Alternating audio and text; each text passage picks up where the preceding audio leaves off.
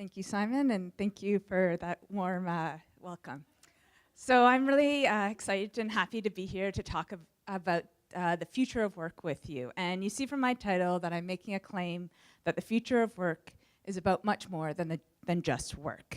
And I think we've actually heard a lot of that today, but typically the conversation tends to revolve around work itself.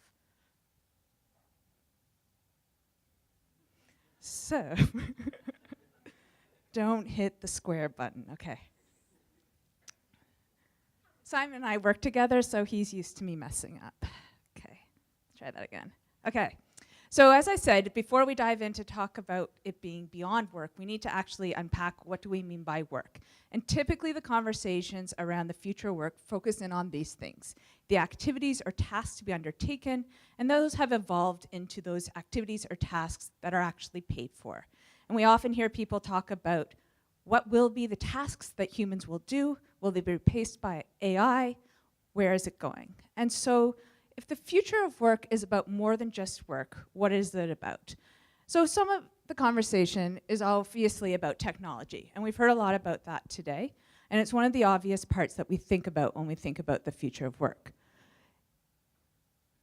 Also about organizational theory, or how we structure organizations. So the previous talk really started to think about how people organize themselves to do work.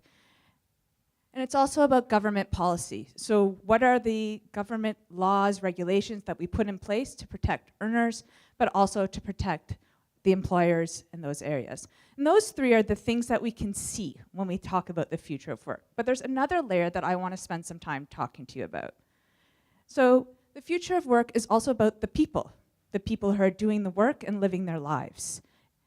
It's about their values and our values, because we are all people, workers, and therefore actors in the system. And it's about the work-life fit that we're trying to create. And that was a bit about the last conversation we just heard. So of course, these are all interconnected ideas. Our values, the people, the work-life fit, they drive our organizational theories, our government policies, and the technologies we create. But we also know that it feeds back into what our values and how the people and how they behave.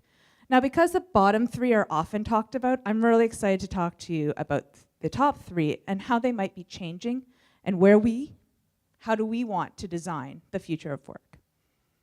So if we're going to talk about the future, we need to talk about the present, and ultimately we also need to talk to the past, because of course the present has shadows of the past in it, whether or not it be through the people and the values and the work-life fit that were created.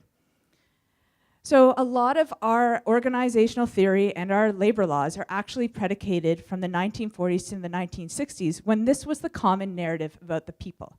So the people were the men, who were typically expected to go to work to be the single breadwinner, and the women who were supposed to take care of the household. Now, of course, that wasn't entirely true for every family, but that was the major narrative.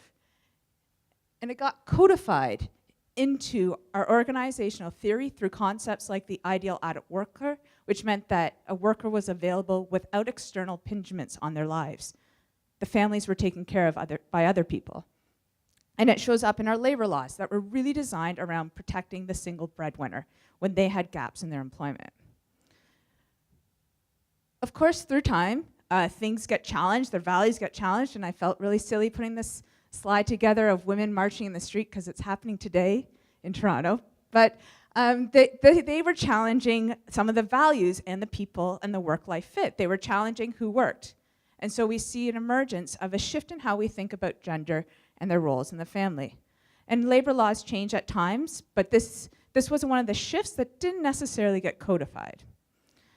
It did get changed behaviorally, though. So this is looking at who's doing the work. And in that first model, we had in married couples, the majority of workers were men. And you fast forward to 2015 and current day, and the majority of these married couples, both people are earners. So the present of work really has these different dimensions. We currently have these dual earner families, but we also have many shifts that are underway, whether that has to do with our values, which I'll dive into in a little moment, and the changing needs of work-life fit, which we heard about in the last presentation. And we have emerging models of work that are changing, whether technology is driving them or otherwise. So what future do we want for the future of work? As designers, we have the opportunity, and as actors in the systems, we get to think about these questions. And I was fortunate enough to spend some time at OCAD University doing research into this question. And when I was thinking about the future of work, I got the opportunity, I wanted to look at pockets of the future today. So non-standard employment are all employment relationships outside of the one employer to employee relationship that exists basically as permanent jobs. Everything outside of that, like the presentation about the creators earlier, are non-standard jobs. And this is the fastest growing part of our economy. So what is it that we can learn from people who are already in these areas? So what are their values? What are the people, and what are their work-life fit?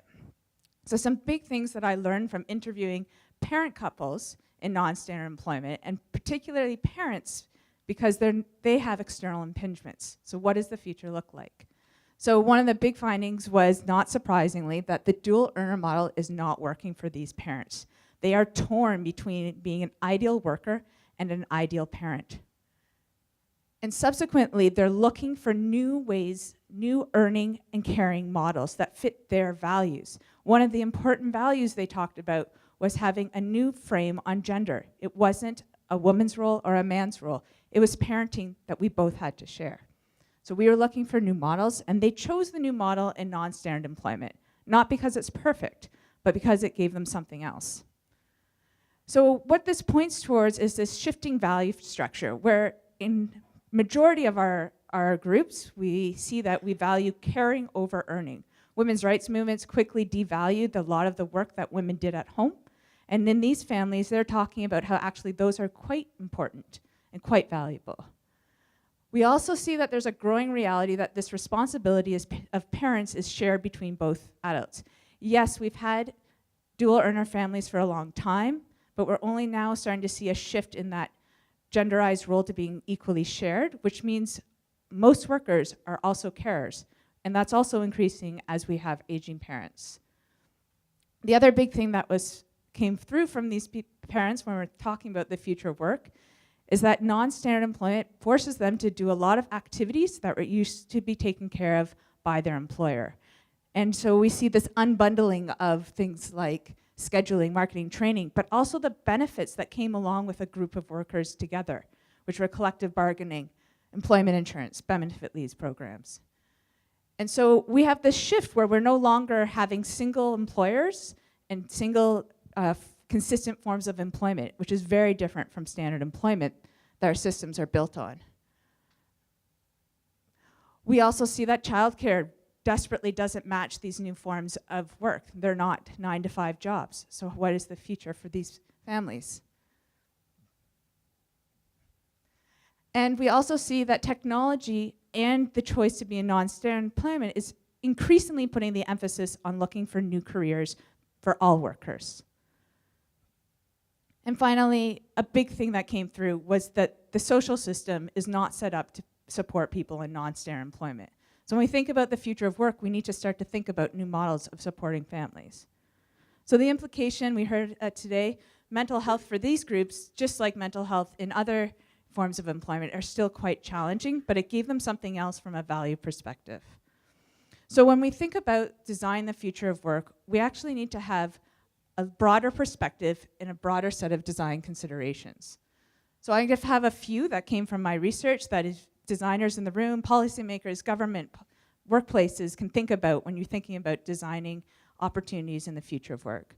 So one is this big one is moving beyond the idea of an ideal adult worker. We need to recognize that workers are complex people with many responsibilities outside of their lives. We see that if you're creating programs for parents, that there are also earners. Many of our systems, if you're a parent, know that the school system goes till 3 o'clock.